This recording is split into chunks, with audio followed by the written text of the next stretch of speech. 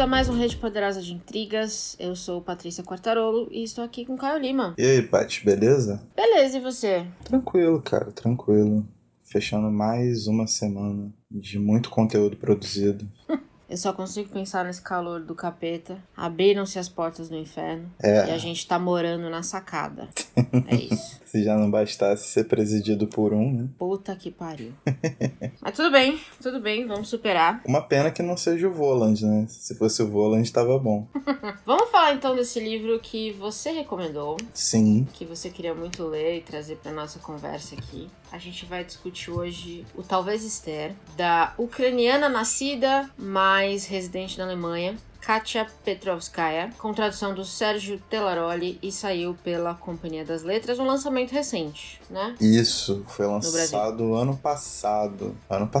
Muito bem. E Caio, me conte sobre o que é o livro. Cara, o livro tem uma premissa muito simples, na verdade, né? A Katia, ela nasceu em 1970 em Kiev, na Ucrânia, e Kiev, na época, né, como a Ucrânia, fazia parte da União Soviética. Uhum. E diz ela que desde criança ela tinha meio que um sonho que era ver a família toda dela reunida à mesa. Só que, como uma boa família do leste europeu do século XX, passadas 2 guerras, revoluções e demais complicações políticas, ela jamais viu a família, e a família dela, na verdade, é cercada por mitos, né? Uhum. Então, quando mais velha, ela assume essa responsabilidade de buscar a verdade por trás da árvore genealógica dela e vai se deparando com muitos fantasmas. Dentro disso, ela sempre escreveu textos jornalísticos, mas ela acaba participando de um prêmio, o livro dela é financiado, e ela resolve colocar mais do que a própria busca no livro, né? Ela brinca muito com o que é, na verdade, a história da família e o que pode ser contado ou que pode ser criado a partir do que ela pensa sobre a família dela e do que ela vai descobrindo. Então é a jornada da busca de um sonho, na verdade, assim. Eu meio que interpretei dessa maneira e eu acho que é uma boa definição. Ok, muito bom. E tem essa barreira entre o real e o fictício, né? Que a gente nunca vai ter certeza de nada, na verdade. Exatamente. Bom, ela nasceu em 50, né? Então a gente tá falando aí 5 anos depois do fim da guerra. E uma coisa que ela fala muito no começo, que eu acho que talvez seja toda uma geração, dessa geração do pós-guerra, que é a falta. Tem uma parada que eu vi, eu realmente não pude averiguar se é verdade, mas dizem que toda a família soviética, né, ela tem alguma história relacionada à guerra, sacou? É uma parada muito presente, até porque eu acho que morreram em torno de 27 milhões de pessoas na Segunda Guerra, só pessoas soviéticas, né? Então, basicamente toda a família cria algum tipo de mito, toda a família foi esfacelada de alguma forma, ganhou traumas, perdeu pessoas e ganhou mitos também. Então, eu acho que gira muito em torno disso. Quando ela nasce, né, já é um período em que o mito soviético por si só já estava se esfacelando, ao mesmo tempo que ainda fez a cabeça dela. Então ela viveu esses dois lados de maneira muito intensa. Eu não achei um livro muito fácil de ler, e eu acho que eu não gostei na mesma medida que você gostou. O que vai ser divertido. Cara, eu acho que pode ser diferente dessa vez. Você pontua primeiro porque você não gostou. Porque eu acho que vai ser, tipo, o motivo de eu ter gostado. Provavelmente. Então. Eu confesso que eu gostei muito do começo, quando ela fala que ela cresceu com esse sentimento de falta. E ela sabia que a história da família não estava completa. Até porque aí a gente vai descobrindo, né? Tem coisas que o avô não conta, simplesmente não fala. Tem nomes que foram esquecidos, até o caso da avó. Então, quando ela começa a montar nos mostrar de onde ela tá partindo, eu achei realmente interessante. Porque eu acho que talvez todo mundo pode se identificar um pouco, talvez a gente não relacionada à guerra, mas todo mundo pode se identificar um pouco com traumas familiares que você desconhece. Então, que você só vai descobrir talvez muito tarde. Eu achei esse começo eu achei muito promissor e gostei bastante. Foi a parte que eu li mais rápido. Mas eu confesso que, assim, os trechos em que ela se coloca no centro da história, eu estava no arquivo, eu li isso, eu fui tirar foto, eu vi o meu vizinho, eu achei extremamente desinteressante. Porque da minha cabeça, o que me interessava aqui era saber essa história da família dela, a busca dela por si só pra mim, a história já me contaria sobre a busca. Agora, o fato dela ter visto o vizinho, ela ter sonhado, cara, contar os sonhos. E aí eu já achei que virou um rocambole de coisa. E eu acho que ela tentou fazer um pouco de tudo e ficou confuso. E pra mim deixou de ser uma história pela busca da família e talvez virou mais uma história dela criar o mito da família. Entende? O que eu não sei se é a mesma coisa. Faz sentido? Faz, porque não é pra ser a mesma coisa. Exato. É literatura, sacou? Tipo, ela pegou uma situação dela e ficcionalizou. E dentro dessa ficção, tipo, ela fez os próprios mitos. Eu acho que isso faz parte. É o jogo que ela propôs. Essas eram as melhores partes. Então, assim, o tio dela talvez ter causado alguma coisa na guerra. Essas partes, pra mim, eram realmente, verdadeiramente interessantes. Mas elas eram seguidas de partes longas dela falando de sonho, de arquivo, de escambau. E aí, pra mim, perdi um pouco o ritmo da leitura. E eu achei que engabelou umas coisas, sabe? Então, eu levei muito isso como se fosse o ritmo de uma busca, sabe?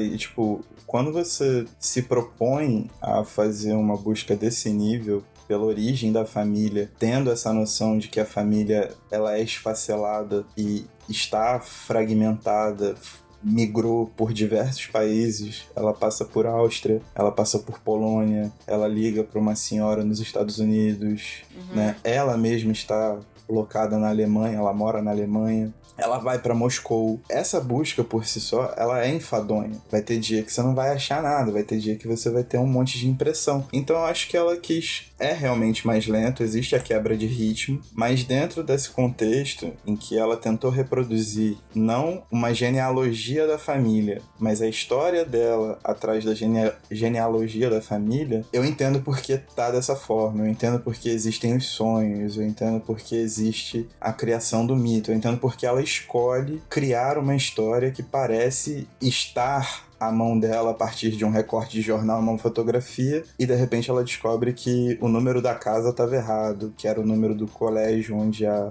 uma tia, uma avó dela lecionava para cegos, uma parada assim, sacou? Então ela prefere preservar a história que ela já tinha criado, a narrativa que ela já tinha criado, em detrimento da prova real. Eu acho que faz parte do jogo de busca dela e a forma como, principalmente, ela alimenta ou ela tenta burlar esse sentimento de falta, sacou? Eu acho que, tipo, ela vai criando mecanismos capazes de fazer com que ela supere o próprio caminho de rato que ela se enfiou, sacou? Eu acho que pra mim, mesmo com a quebra de ritmo, que eu concordo com você, as partes são quebradas, são mais enfadonhas, eu acho que ela se justifica por aí. Então, tipo, pra mim funcionou. Não é um livro ruim. Não é um livro ruim, não. E tem umas partes, assim, que eu achei muito boas. Tem alguns questionamentos que eu achei muito bons, principalmente quando ela traz a questão da religião. E tem uma parte muito boa que ela fala sobre se nós todos descendemos de Caim, então quem nós descendemos de um assassino. A história da humanidade é a história de guerra, de violência e de morte, basicamente. Ela tem questionamentos, ela tem esses momentos, assim, essas pontuações de questionamentos que eu acho que são muito boas. E foram as partes que eu mais gostei do livro também, além das histórias, das próprias histórias. Mas o que eu fiquei pensando muito nessa obra é que não é um livro sobre a guerra e não é um livro necessariamente sobre a construção familiar. Eu acho que, e aí eu me peguei muito pensando sobre minha própria família, eu acho que é um livro sobre você justificar os traumas que você conhece. Sabe? É um livro que você tenta dar sentido para coisas horríveis que aconteceram, muitas vezes através da ficção, no sentido de, então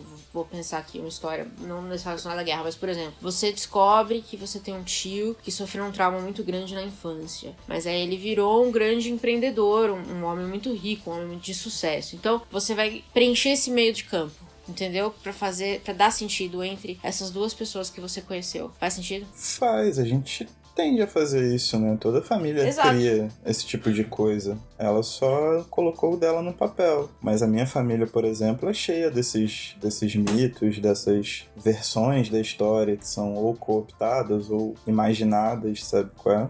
Eu acho que a literatura, ela serve aqui como um expurgo da busca dela, porque deve ter sido muito frustrante e muito triste. Por exemplo, ela vai até 2 campos de concentração, o de Mauthausen e o de Auschwitz. Auschwitz. E, particularmente no de Auschwitz, ela diz que não lembra como foi. A memória dela apagou a busca dela, sacou? Então, tipo, isso pode se dar pela própria tristeza do local. Acho que não deve ser fácil ir a Auschwitz e não é um lugar que eu tenho vontade de ir. Acho que é um turismo um pouco torto. Eu tenho muita vontade. Eu não tenho a mínima vontade. Inclusive, eu queria fazer todo um leste europeu só de campos de concentração. Não tenho a mínima vontade de fazer. Mas, velho, você chegou a ver... Eu vou desvirtuar a conversa rapidinho, tá? Mas você chegou a ver que há uns tempos atrás, antes da pandemia, obviamente, o Museu de Auschwitz, que é, acho que na frente do campo de concentração, estava pedindo para as pessoas pararem de tirar selfies. Você viu isso? Eu acho que é um pouco disso, sabe? Existe uma questão do Walter Benjamin, que ele fala que todo museu é uma reprodução da barbárie, sabe qual é? Vai muito assim. E as pessoas, infelizmente, elas se acostumam e elas são criadas pela barbárie. O próprio questionamento da Kátia sobre se somos todos filhos de Caim, então todos somos frutos do assassinato, né? Somos todos assassinos, de certa forma. De certa forma, não, literalmente. Eu acho que é um pouco disso, sabe? E eu, particularmente, não vejo uma parada que eu vislumbre ir. Imagina se eu vou e encontro alguém tirando selfie. Aí eu ia ficar pistola. Eu ia ficar muito doido. Vai banalizando, né, o que significa de verdade. Porque o museu existe para que as pessoas não esqueçam o que aconteceu. E é também o motivo pelo qual a literatura sobre esse assunto é tão importante. Um exemplo clássico que ela traz no livro é Babi Yar.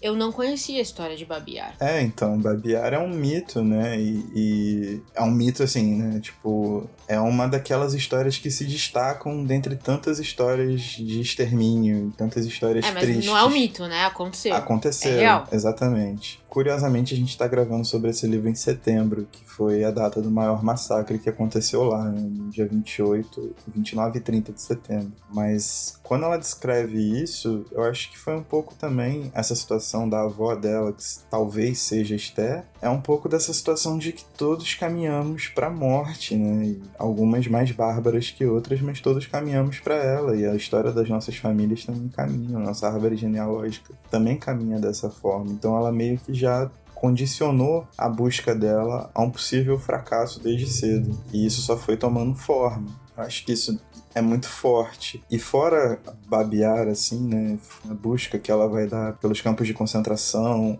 a própria forma como ela se descreve em Berlim, sempre num sentido de impermanência também, porque, né, ela aprendeu alemão tarde e ela não se sente bem dizendo nem que é judia. Eu acho que tudo isso dá um certo tom no livro dessa coisa que vai escorrendo pelos dedos, sabe? Os mínimos detalhes vão escorrendo pelos dedos, às vezes a gente força a nossa memória a criar em cima disso e completar essas lacunas que aparecem, mas às vezes nem a nossa criatividade é capaz de suprir essa falta, essa necessidade de ter algo completo e concreto. É dureza, é um livro que tem umas partes bem duras, assim, bem duras de verdade. Tem. Duras e aí nesse ponto a gente pode dizer duras e reais, que dá pra ver que ela tirou fatos dos livros de história. Babi Yar é um bom exemplo, né? Quando ela conta o que foi feito em Babi Yar e como foi feito em Babi Yar, é uma descrição meio padrão de, pelo menos depois que eu fui pesquisar, é uma contagem meio padrão de tudo que aconteceu lá, por quem não estava lá, e tiveram pouquíssimos sobreviventes.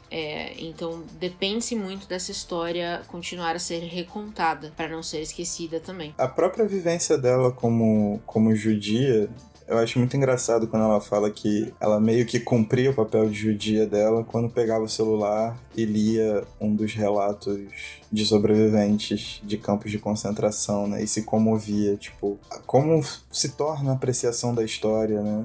E como se torna a própria prática do que ela entende por ser uma judia no mundo atual, assim. De certa forma também é uma parada pesada. Manja, você deve conhecer judeus, eu conheço alguns judeus, e eles têm um referencial de memória e da própria impermanência, né, de todas as migrações feitas. É um pouco chocante quando você vê essa parada, tipo, escrita dessa forma. Ela cumpriu o papel de judia lendo os relatos de sobreviventes. Mas isso me disse, na verdade, que ela é mais afastada da religião, mas mais próxima da culpa de ser judia, sabe? Ela não é uma pessoa... E ela fala isso, acho, né? Que ela casou com um alemão, mas o irmão foi, sim, viver como um judeu propriamente dito, vamos dizer assim. Mas ela não fala isso dela, né? né? Não, é absoluto. Ainda assim, eu acho que, tipo, a questão da culpa, toda essa questão... Eu acho tudo isso muito pesado também. Eu acho uma atmosfera muito pesada. Esses pequenos insights que ela tem me deixam um pouco... Sabe quando você tem aquela atmosfera de quente? Quer dizer, você sabe que tá muito quente aí. Mas sabe quando é aquele calor que não sai do corpo? Parece que tá com uma aura de calor, assim. É mais ou menos por aí. Esses pequenos insights foram somando a casos como Babiá, ao caso do tio dela, que possivelmente tentou assassinar um general alemão e toda essa parada. É um livro que, em potência e em tragicidade, ele é bem cheio, né? Ele é bem encorpado. É por isso que eu gostaria que ele não perdesse o ritmo em algumas horas. Eu acho que, pra mim, ele teria sido muito mais potente se a gente pudesse ler isso uma atrás da outra, sabe? E não ler a história dela com uma moça desconhecida no trem, que não vai dar em lugar nenhum, que era só uma passagem básica que ela põe ali. Pra mim, eu acho que essas quebras de ritmo me deixaram impaciente com a história, sabe? Me deixaram um pouco irritada de ler o livro até o final. E ele é curtinho, ele não é longo. Ele tem o quê? Deixa eu tocar ele na mão. 230 páginas. Não é um livro pra você ficar cansado. Não é um livro pra você falar, caralho, mulher, eu não quero saber da moça que estava do seu lado no trem X, sabe? Então tem horas que... e eu entendo esse ponto que você colocou dela, dela mostrar a busca. Mas pra mim não agregou em nada. Eu entendo que... Eu já sabia que ela estava em busca de algo. Mas tem cenas pra mim que efetivamente não agregaram em nada. E cansaram a leitura, sabe? Eu acho que eu teria devorado esse livro se fosse capítulo atrás de capítulo sobre cada membro da família. Ou o que ela achou de cada membro... Que também tem isso, né? O que ela encontrou de cada membro da família. Ou o que ela não encontrou de cada membro da família, mas supôs. Que também tem algumas horas que ela fala isso. Eu acho que seria muito mais... Talvez muito mais poderoso. Não sei. Agora é difícil saber, né? Mas... é um estilo. Mas aí é que tá, tipo... A questão dela era escrever sobre a busca dela da família mesmo. Então, tipo, foi o que talvez o que ela quisesse não é criar uma relação exatamente de empatia com histórias trágicas da família dela, mas a angústia da própria busca. Então, por mais que sejam cenas que pra você sejam desnecessárias, elas existem pra ela, sabe? Ela é o centro do livro. A família orbita. Essa que é a grande parada. É isso que eu não gostei, então. Acho que, resumindo bem, eu achei isso chato. Então, você não liga pra ela. Exato. Então, tipo, o livro não atingiu o ponto, sacou? Isso acontece. Ou vai ver, também, era exatamente isso que ela queria mostrar, que, tipo, ela é só um elo numa corrente que nem ela mesma conhecia tão bem. Mas é isso. Não, mas é a questão de, talvez eu não precise empatizar com ela. Não, você não precisa fazer nada, pô. A sua leitura é sua leitura. O que eu tô falando é que, tipo, o livro tem uma proposta clara. Não sei se é tão clara assim, cara. Porque pensa comigo, ó, se ela não quisesse dramatizar algumas cenas da família, por que ela iria descrever a cena da avó dela pedindo ajuda pros alemães e sendo guiada pra babear, sendo que isso é uma suposição? Mas aí é a liberdade que ela tem de poder Exato, criar mas você também a partir podia dizer da o família seguinte, dela, mas eles entraram na casa dela, levaram minha avó pegaram minha avó e levaram pra babear. O que ela fez, ela deu muito mais dramaticidade. Então, se ela não queria a tragédia e o drama familiar, ela não teria colocado ou criado que ela não soubesse, entende? Mas aí é que tá, então não ia ter sentido ela escrever um livro sobre a busca dela pela família. A história da família orbita a busca dela. Então, tipo, o que ela faz a partir disso, se ela cria, se ela inventa, se ela imagina, se ela tem isso anotado de um diário, indifere.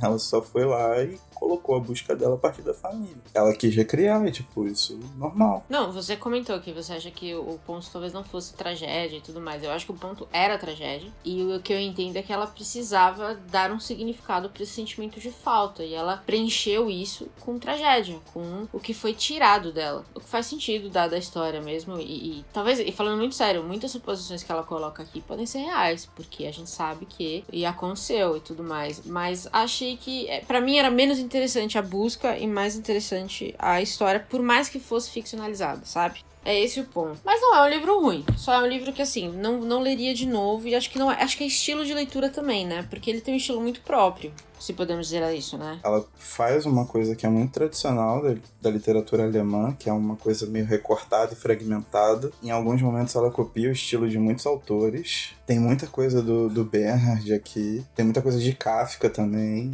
Dá pra perceber de cara, ela não faz questão nenhuma de esconder.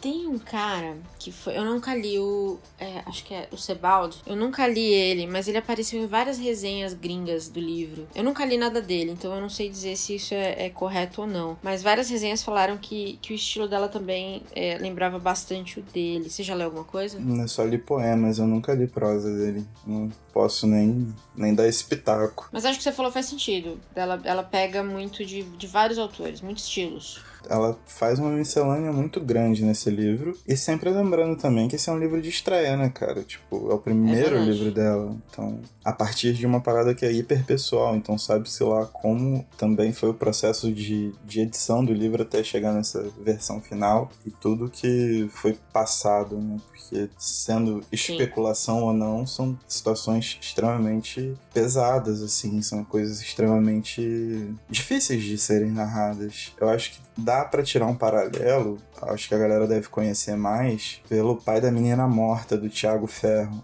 Não sei se você já viu esse livro, ou leu. Já vi, mas não li. Acho que você já tinha me comentado dele antes. Então, não é um livro que eu seja muito fã, mas o estilo fragmentário de como ele vai recortando pensamentos, ideias, memórias, trechos de diário e etc. e constrói o discurso dele, é um pouco, de certa forma, parecido. São trechos curtos, com algumas viagens, às vezes. E ele ficcionaliza em cima e também coloca alguma coisa de onírico no meio. Então, quem leu O Pai da Menina Morta e gostou, tipo, talvez esteja uma parada bem semelhante, bem semelhante. Uma coisa que eu achei muito interessante no livro, e ela fala, acho que ela comenta isso uma vez só, mas todo mundo também da gringa falou sobre, ela ter escolhido escrever o livro em alemão, no que ela denomina a língua do inimigo. Que eu acho que diz muito também sobre esse processo de criação, você não acha? Tipo assim, ela mesmo se perdeu no meio do caminho, sabe? A origem dela também já não fazia tanto sentido pra ela. Então, o alemão acabou servindo como aquela grande muleta que ela se apegou. Ela já vivia no país há um bom tempo e lançou mão do alemão, mas é uma parada bem impositiva também, né? O alemão se faz presente de uma maneira muito, muito imperativa. E eu fico me perguntando se não é isso que acaba gerando uma tradução um pouco mais seca em algumas horas, sabe? E não só isso, mas a outra questão é de coisas que talvez ela sabia que ia encontrar na história e que ela não conseguiria expressar em russo, porque ela fala que ela escreveu numa língua que nem os pais entendem. Verdade. E ela sabia disso, então ela fez isso intencionalmente. Talvez ela já esperava encontrar horrores tão intensos que talvez ela não conseguisse escrever em russo, talvez essa proximidade com a língua mãe. Eu fiquei pensando um pouco nisso, trouxesse, não sei, aproximasse mais? Eu acho que também manter uma certa formalidade, né? De tipo, não a formalidade da escrita em si, porque o livro não é nada formal, mas uma formalidade que eu digo meio que um comportamento distante mesmo, né? De que ela colocasse um pequeno muro ali, que ela visse as coisas através de um acrílico, qualquer coisa que a permitisse ver, mas que a permitisse também controlar um pouco o sentido daquilo que ela via, para que a busca também se tornasse uma parada completamente racional, uma coisa completamente emocional ali, que ela perdesse qualquer ou todo o sentido daquilo que ela estava fazendo. Sim, isso é bem pertinente. E é engraçado como ela coloca a língua do inimigo, né? Porque ela também não poupa crítica aos soviéticos, de certa forma. Sim, é verdade. É verdade.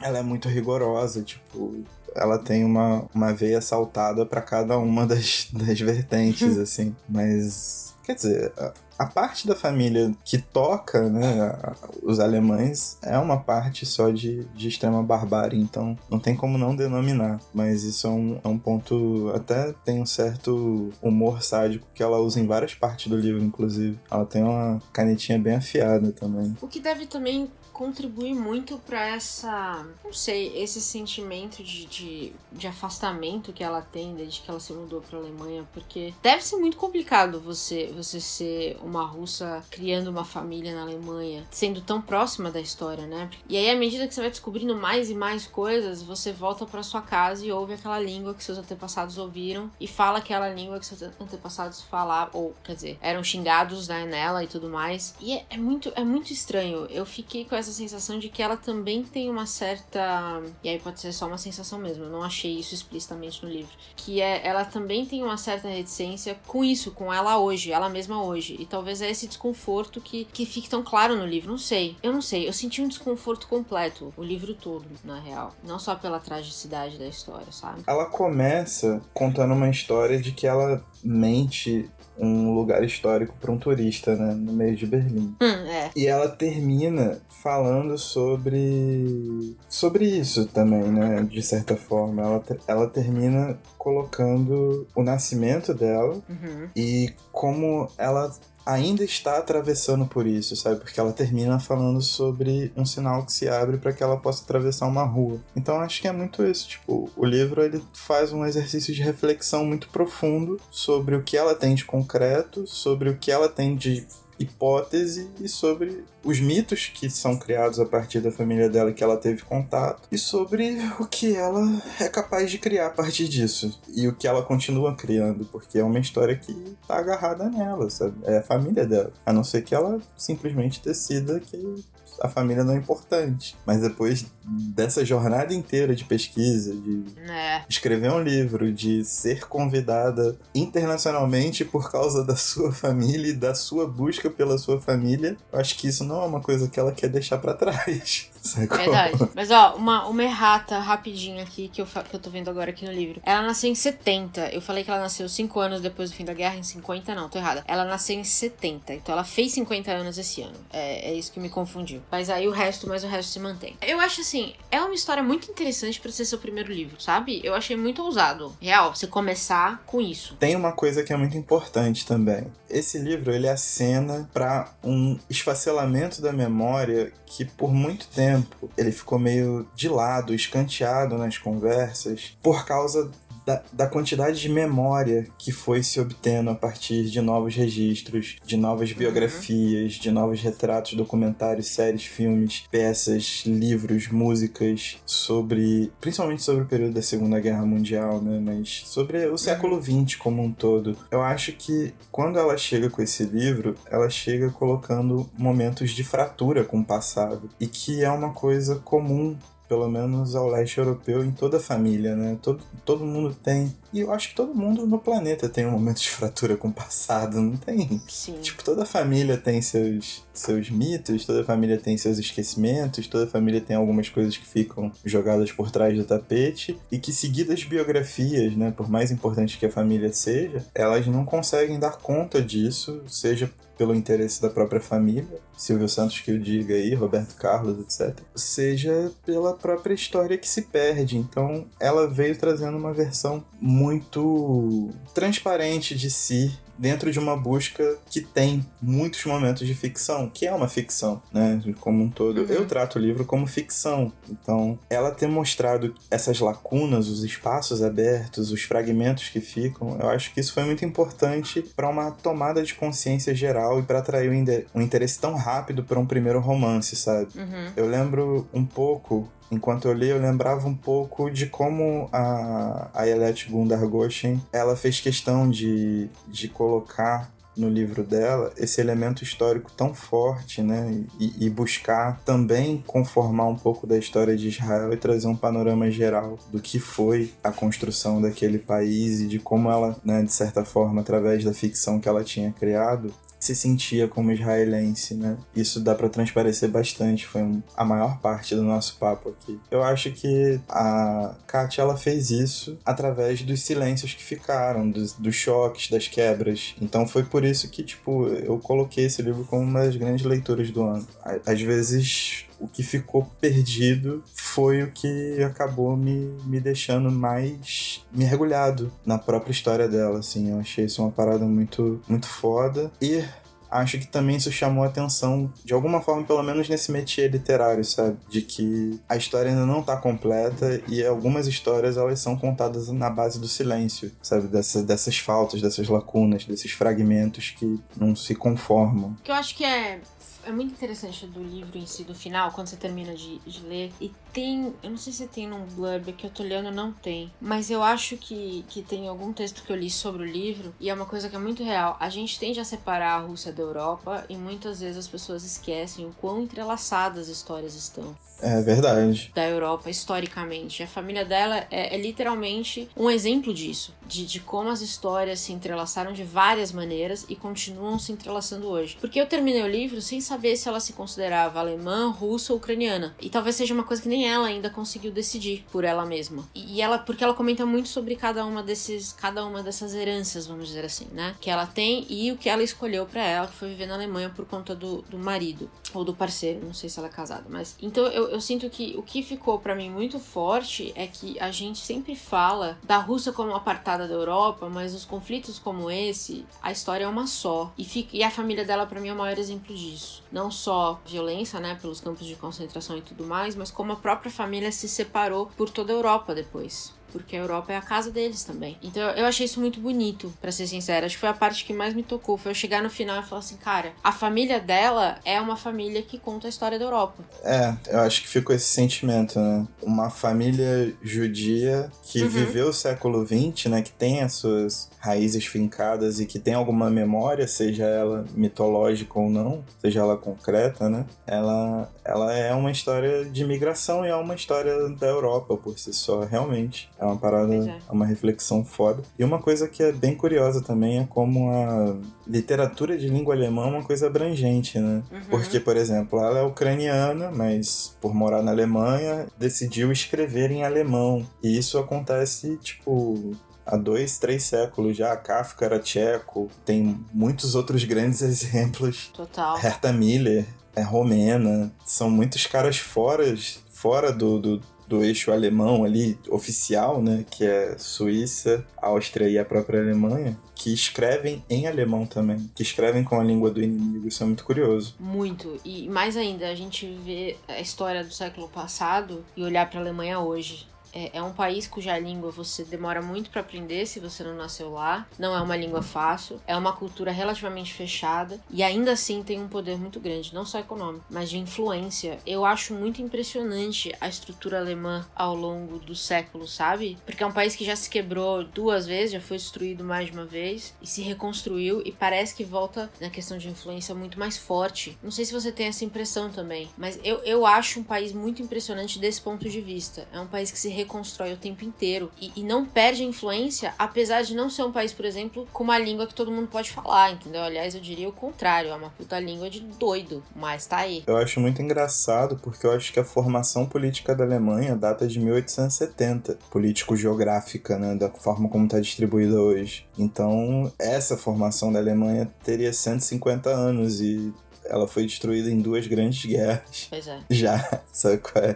E voltou. E tá aí hoje, dominando a Europa. E hoje lidera um dos maiores blocos do mundo. É muito impressionante. É muito sinistro. Fora que, tipo, você não estuda filosofia ocidental sem passar por diversos alemães também, né? Total. Diga aí, Marx E tem uma cena do livro em que ela fala, quando os alemães chegaram na Ucrânia, que alguns ucranianos, na verdade, ficaram felizes. Porque eles estavam de saco cheio dos soviéticos e da bagunça que era. E eles acharam que o alemão vai chegar aqui e vai pôr ordem nesse barraco, né? Eles estavam apoiando a invasão alemã, porque eles achavam que agora ia ter ordem. Porque essa era a impressão que os alemães davam. Essa era a reputação alemã. Eles não esperavam, obviamente, a violência que vinha junto. Mas eu achei muito curioso isso. Porque eu não sei, eu não tinha essa visão. Eu achava que soviéticos apaixonados eram contra tudo que não era soviético, digamos assim. E ela fala isso também, né? Em uma hora ela fala assim, mas nós éramos soviéticos e não sei o que, não sei o que lá. Essa dicotomia eu sempre imaginei que era, mas pelo menos a Ucrânia que tá ali no meio do campo, era meio, como é que a gente pode dizer? Dividida. Então, é isso aí mesmo que eu ia falar. Tem um filme alemão, se chama Höhe die Stille. A tradução informal aqui é Ouça o Silêncio. que ele conta exatamente isso. Soldados nazistas estavam cruzando a Ucrânia, já dominada pelos alemães, e a Ucrânia funcionava como um corredor para a ocupação nazista na Rússia, né? Um dos corredores. E esse grupo nazista, eles precisavam, o caminhão deles quebrou, e eles pararam numa pequena aldeia onde só tinham mulheres, porque todos os homens foram recrutados para lutar pelo Exército Vermelho. Só que essas mulheres, e também tinham algumas crianças, elas simplesmente não davam a mínima se eram nazistas ou se eram soviéticos, sacou? Porque é isso.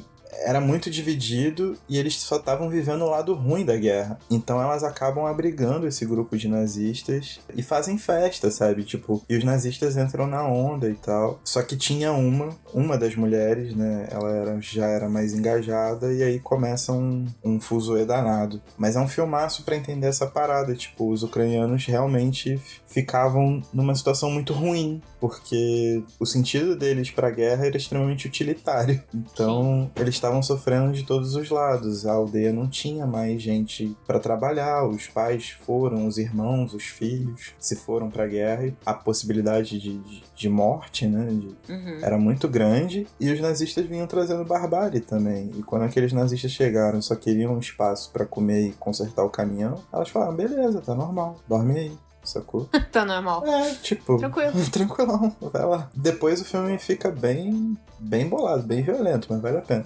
Mas essa divisão, né, explica muito, eu diria, até hoje, da relação da Ucrânia com a Rússia, eu acho, né? Fica bem... À medida que ela vai lendo, que eu fui lendo o livro e ela falava mais da Ucrânia, porque tudo não é tudo centrado na Ucrânia, né? É uma parte. E essas cenas específicas, pra mim, foi ficando bem claro, assim, a dificuldade da relação Ucrânia-Rússia também vem um pouco disso, e também vem da Rússia ter tratado a Ucrânia como o quintal da casa, né? Mas enfim, isso é uma outra conversa. Mas eu acho que fala um pouco disso também. A parte polonesa também pega um pouquinho disso. Acho que a própria Szymborska trata um pouco disso na poesia dela também. Tem umas pitadas, assim, não é um negócio explícito, assim, né? Tipo, uma declaração de guerra. Mas é porque a gente tem exatamente pouco acesso. Não sei se é pouco acesso, talvez seja. Mas a autores ucranianos, autores poloneses, autores romenos, etc, etc, etc. E eles meio que correspondem a essa terra de ninguém, né, cara? Tipo, é um grande cinza pra gente compreender a história. E quando a gente pega autores falando sobre, é extremamente complexo, o que torna, naturalmente, extremamente interessante a conversa. Acho que assim, eu sempre falo, né, que a gente tem que ler de tudo, porque você precisa saber o que você gosta e também o que você não gosta. E é só assim que você consegue identificar essas coisas. É tendo a experiência. Então, eu leio um livro desse e eu consigo identificar claramente o que eu gosto, né? As partes que me interessam mais e o tipo de coisa que levanta na minha cabeça. E também consigo identificar as partes que me interessam menos. E eu acho que isso é importante pra cada um de nós como leitores. E eu acho muito legal a gente ter um livro em que a gente discorda do geral. Assim, de gostar ou não gostar. Porque eu acho que a gente lê muito... A gente tem gostos similares pra muita coisa. Mas acho que é importante a galera saber que a gente não gosta sempre das mesmas coisas. E tudo bem, entendeu? A gente não vai se matar, tá tudo certo. Então, e também é que aqui a gente trabalha com a verdade, né, cara?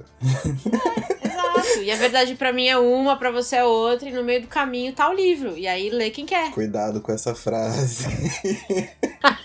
O que tem de gente relativizando o conceito de verdade. Verdade, total. Mas eu acho que as experiências são diferentes, as ideias são diferentes. Por isso que foi até bom soltar o programa o papo sobre livros que a gente teve na semana passada. Sobre a origem. Sobre a origem, porque marca muito esse ponto de que nós saímos de lugares diferentes. É óbvio que a gente converge em vários pontos, em alguns pontos que a gente nem esperava, talvez, que alguns livros foram surpresas boas pra nós dois ao mesmo tempo, tipo Voragem, do Tanizaki. Nossa, demais. Mas a ideia que a gente tem, que a gente faz de literatura, ela também caminha pra outros lugares e a gente se aprofunda em outras coisas também. E tá beleza, tipo, é isso que faz essa comunidade ser bacana do jeito que é. Sacou? Então, eu acho que... Inclusive, eu acho que esse livro representa perfeitamente o que a gente falou nesse papo sobre não só a gente partir de dois lados diferentes, mas a forma como a gente busca informação, ou escreve, ou talvez cria informação também. Eu acho que diz muito sobre isso, porque você parte dessas narrativas para escrever textos talvez mais longos, mais intricados, talvez até um pouco mais com esse fluxo de consciência que ela usa muito no livro. E eu sou o contrário, eu vou escrever as resenhas mais claras,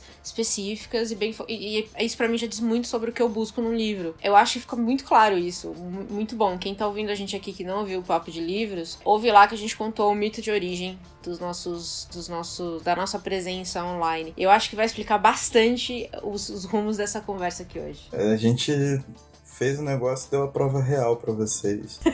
Né? Tá vendo? Agora era a hora perfeita da gente ter um sisteminha de assinatura no PicPay. Muito louco. Que seria ótimo fazer uma propaganda agora, porque a gente ia ganhar muita gente, muito assinante. Não? Mas muito bom. Eu gosto quando o livro rende conversa boa, assim. Eu gosto mesmo. Acho que a melhor parte pra mim de um livro, quer eu tenha gostado ou não, e aí a gente também já falou sobre isso, é isso da gente poder... Cara, não gostei disso. Você falou, não, cara, mas aí é isso. Aí falou, não, mas tem isso. E aí a gente tenta chegar no meio termo a gente não tá aqui pra mudar a ideia um do outro, né? A gente tá aqui só pra dizer o que o livro causou na nossa cabeça, nas nossas conversas. E eu acho que isso é muito rico. Teve até, eu acho que foi num BO também, que a gente falou sobre autoficção há 2 anos atrás, e eu consumi muita autoficção. Dá pra encaixar esse livro como autoficção também. Algumas ideias que eu coloquei há 2 anos atrás, elas já são diferentes, porque a autoficção que eu consumi há 2 anos atrás era diferente da autoficção que eu consumo hoje, sacou? Fato. E isso é normal, mano, tipo... isso faz bem, sabe? Você se colocar... O importante é a gente evoluir. Exatamente. Né? Se daqui 2 anos a gente ler esse livro de novo e inverter as ideias, o que seria incrível, eu acho que tá justo também, entendeu? O importante é a gente evoluir. O que eu ficaria preocupada se a gente parasse no tempo, mas se a gente tá evoluindo, a gente consegue ter uma conversa aberta e respeitosa, discordando de algumas coisas, concordando em outras, eu tô feliz, manja. Tô feliz mesmo. Cara, tudo vale a pena quando a alma não é pequena, já dizia seu Madruga. Então tá bom. Então é aí que a gente sabe, como vocês já sabem, é aí que a gente sabe que é hora de encerrar, é quando vem as citações do nada de Caio Lima. Então tá bom, muito bom. Talvez Esther, publicado pela Companhia das Letras. Leia e vem contar pra gente o que vocês acharam. Se o Caio está certo, se eu estou certa, com quem você concorda mais, com quem você concorda menos. Sempre legal ter essa conversa. Concordar mais é com você, Paty. Sempre. Você é a voz da razão desse podcast. Eu só sou um espírito... Meu Deus. Que gosta do salseiro. Eu vou encerrar mesmo agora. Mas, não, um salve antes, que é pro Sérgio Telaroli, que ele é um dos maiores tradutores do alemão que a gente tem. E ele já... Opa, aí sim. E ele já traduziu coisas extremamente difíceis. Uma delas foi esse livro, porque não é fácil de traduzi-lo. Mas ele traduziu um autor que eu gosto muito, que se chama Thomas Bernhard, que é dificílimo, complicadíssimo de traduzir. E ele faz isso com maestria. Então, tipo, é um dos caras que merece um grande salve pelo trabalho que faz, porque a contribuição dele é indescritível, assim. Ele contribuiu muito para que muitos livros chegassem até a gente, com muita qualidade. Cara, tradutor é uma profissão que eu acho incrível, real, oficial, porque senão a gente tá aqui lendo Machado de Assis até hoje, e todas essas conversas que a gente tem, ainda que você falou assim, a gente tem pouco acesso aos poloneses, a gente já falou no último episódio, acho que do Dostoiévski, dos russos contemporâneos, essa visão de mundo que a gente tem, ela é muito moldada também pela literatura que a gente tem acesso, e o trabalho dos tradutores nesse momento é, agora ainda mais do que nunca, crucial. Eu fico encantada quando eu vejo traduções diretas da língua mãe e aquela tradução fodida, sabe? Exatamente. Amo. Muito bom, muito bem lembrado. Salve também pro pessoal da revisão, da preparação de texto, etc. Mas é que o Sérgio é uma figura ímpar, então Excelente. Vale a pena ressaltá-lo. E é isso. Então tá bom. Tamo entregue? Tamo entregue. E tchau. Tchau.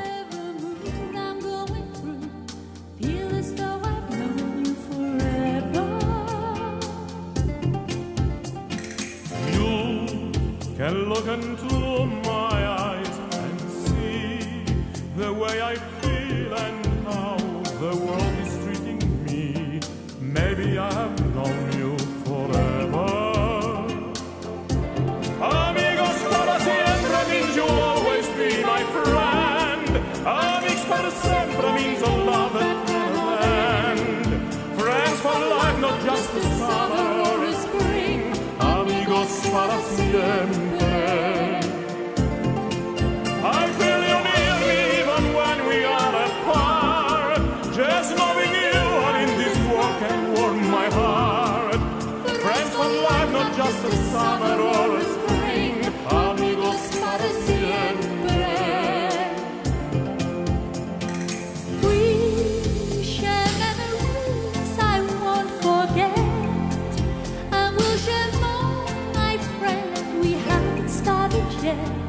Something happens when we're together. When I look at you, I wonder why there has to come a time when we must say goodbye. I'm alive when we are together. Amigos para siempre means you'll always be my friend. Amigos para sempre means a love that cannot end. Friends for life, not just a summer or a spring. Amigos para siempre. I feel you near me even when we are apart. Just knowing you are in this world can warm my heart. Friends for life, not just a summer or a spring. Amigos para siempre.